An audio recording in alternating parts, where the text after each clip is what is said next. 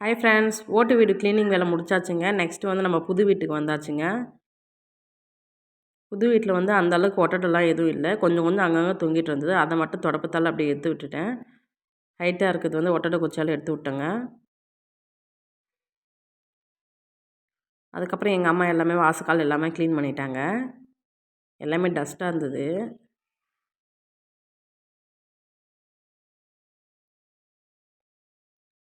அப்புறம் வீடுமே மாப் போட்டாச்சுங்க.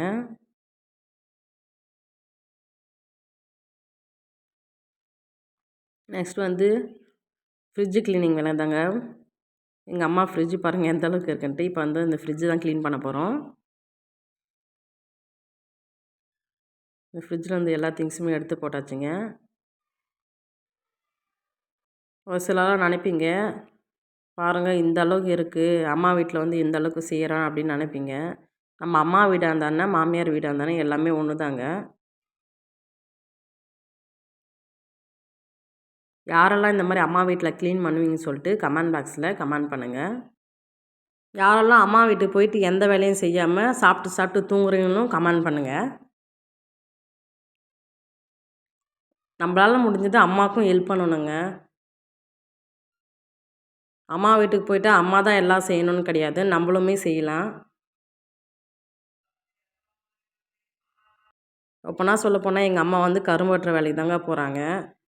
அவங்க நல்லா இருந்தால் தான் எனக்கு. எனக்கு யாரும் கிடையாது, அப்பா கிடையாது, கூட பிறந்தவங்களும் யாரும் கிடையாது. ஏன்னா எங்கள் அம்மா வந்து காலைல எழுந்திரிச்சி 6 மணிக்கே சமைச்சி அவங்க வந்து வேலைக்கு கிளம்பிடுவாங்க. அதுக்கப்புறமா ஒரு 2 மணிக்கு வருவாங்க. அப்புறம் மறுபடியும் ரோடு ஏற்ற போயிடுவாங்க. அதுக்கப்புறமா அவங்க அதே குளிச்சுட்டு டயர்டாக இருக்கும். மறுபடியும் நைட்டு சமைச்சு சாப்பிட்றதுக்கே டைம் சரியாக இருக்கும். அவங்க எங்கே இங்கே இதெல்லாம் க்ளீன் பண்ண போகிறாங்க. ஸோ நான் இந்த மாதிரி லீவுக்கு வரும்போது க்ளீன் பண்ணுவேங்க. ஒரு சிலருக்கு மட்டும் இந்த பதிவு நான் சொல்லிக்கிறேன். மற்றபடி யாரையும் நான் புண்படுத்துகிற அளவு நான் சொல்லலை.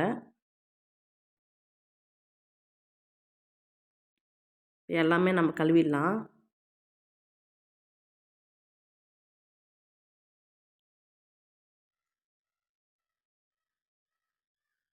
பாருங்க என் பசங்க தவளை புடின்னு சொன்னாங்க. எங்கள் அம்மா பிடிச்சிட்டாங்க. சரி பசங்க சந்தோஷம் தானே நம்ம சந்தோஷம். பசங்க ஆசைப்பட்டது செய்யணும்னு சொல்லிட்டு எங்கள் அம்மாவை பிடிச்சி காமிச்சாங்க. ஒரே ஃபன்னாக இருந்தது. பாருங்கள் ஃப்ரிட்ஜு பேக் சைடு எந்த அளவுக்கு அழுக்கான்ட்டு இப்போ இதையுமே நம்ம க்ளீன் பண்ணிடலாம். ஏன்னா வந்து எங்கள் வீட்டு ஓட்டு வீடுனால அந்த ஒரு தும்மு எல்லாமே பின்னாடி வந்து இருக்குது. மண் வீடுனால மண் கொட்டுது. எலி இருக்கனால எலி நிறைய இருக்குங்க. எல்லாமே க்ளீன் பண்ணிடலாம். தண்ணி ஊற்றி எல்லாம் க்ளீன் பண்ணிடலாம்.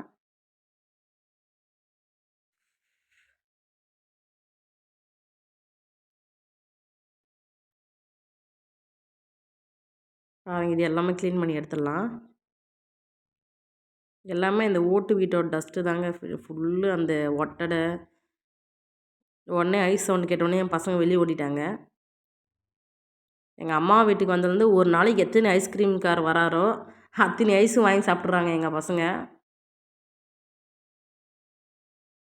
பாருங்க இது வந்து எல்லாமே எலி அமக்கலம் பண்ணி வச்சுக்குது. எலி தான் ஃபுல்லு உட்காந்து ரொம்ப ஃப்ரிட்ஜை நாசம் பண்ணி வச்சுருக்கு. எல்லாமே எடுத்து போட்டு கழுவிடலாம்.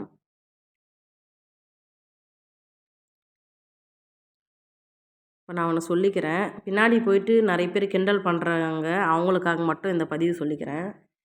மற்றவங்க மற்றவங்க அப்படி இருக்காங்க இப்படி இருக்காங்கன்னு சொல்கிறாங்க பாருங்கள். ஃபஸ்ட்டு அவங்க என்ன நிலமையில இருக்காங்கன்னு ஃபஸ்ட்டு யோசித்து பார்க்கணும்.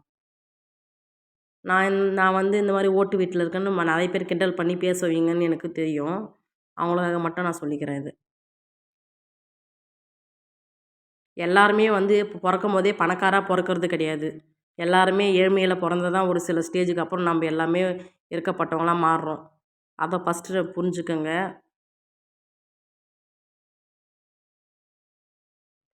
பாருங்கள் டோட்டலாக வந்து நம்ம வந்து ஃப்ரிட்ஜ் க்ளீன் பண்ணியாச்சு. எப்படி இருக்குது பாருங்கள். நல்லா இருக்கான்னு கமெண்டில் சொல்லுங்கள். எங்கள் அம்மா கல்யாணம் ஆகி வந்து 5 இயர்ஸ் தான் எங்கள் டேடி கூட இருந்தாங்க. நான் வந்து 3 இயர்ஸ் பேபி.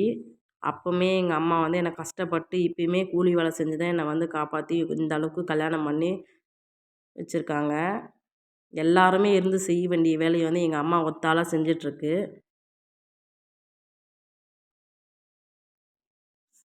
ஏன்னா தப்பாக பேசியிருந்தா சாரிங்க. நான் ஒரு சிலருக்கு மட்டும்தான் இந்த பதிவு நான் சொல்லிக்கிறேன். ஓகே ஃப்ரெண்ட்ஸ், இந்த வீடியோ பிடிச்சிருந்தா லைக் பண்ணுங்கள், ஷேர் பண்ணுங்கள், கமெண்ட் பண்ணுங்கள். மறக்காமல் நம்ம சேனலை சப்ஸ்கிரைப் பண்ணிக்கோங்க. Okay bye. நெக்ஸ்ட் ஒரு வீடியோவில் சந்திக்கலாம்.